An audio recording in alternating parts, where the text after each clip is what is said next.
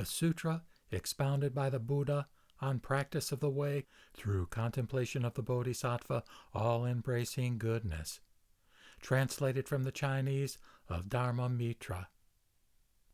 Thus have I heard. On one occasion, the Buddha was at the double-storied assembly hall of the great forest monastery in the land of Vaisali. He announced to all the monks, "My state shall be that of parinirvana after the passage of 3 months' time." Thereupon the esteemed Ananda rose from where he sat, straightened his clothing, and folded his hands.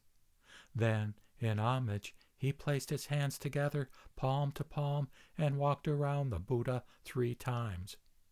He then knelt formally on one knee, placed his palms together, and fixed his eyes intently and steadfastly upon the Tathagata. The venerable Mahakasyapa and the great being Mahasattva Bodhisattva Maitreya also rose from where they sat, brought the palms of their hands together in homage, and gazed up at the honored face.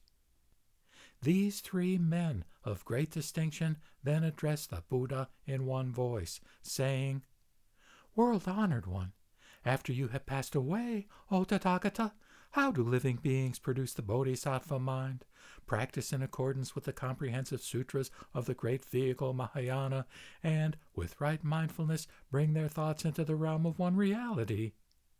How do they avoid losing sight of the aspiration for ultimate enlightenment, bodhicitta? Moreover, without cutting off worldly passions, and without abandoning the 5 desires, how do they achieve purity of the sense faculties and eliminate accumulated impurities?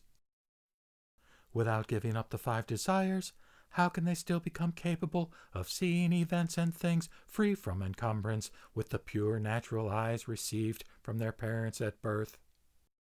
The Buddha addressed Ananda, hear me clearly, and consider this well. In the past, on Mount Vulture Peak and at other places, the Tathagata has already expounded the one genuine path from many perspectives.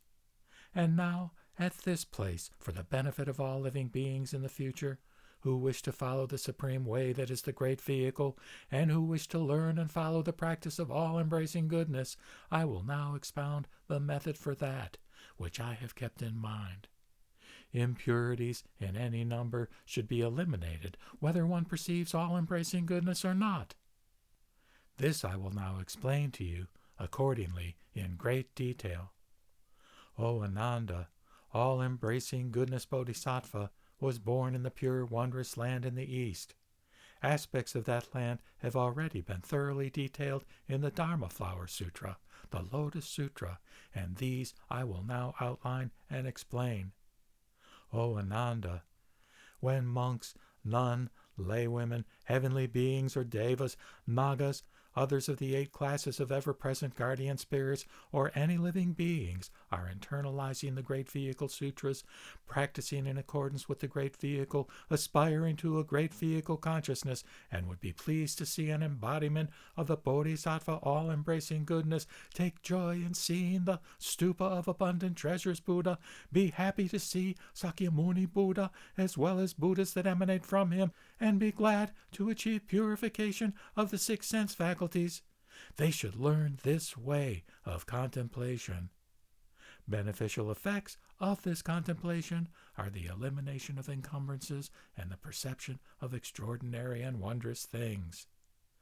As a result of resolutely internalizing and keeping faith with it, and wholeheartedly pursuing mastery of it, a practitioner will become continuously conscious of the Great Vehicle, without immersion into a specialized focus of mind. And he or she will gain perception of all-embracing goodness within the course of 1 to 3 times 7 days. A practitioner who has great encumbrances will gain perception of him after 7 times 7 days have passed.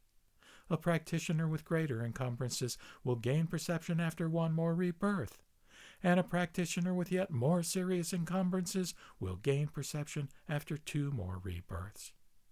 Further, a practitioner with even graver encumbrances will gain perception after 3 more rebirths.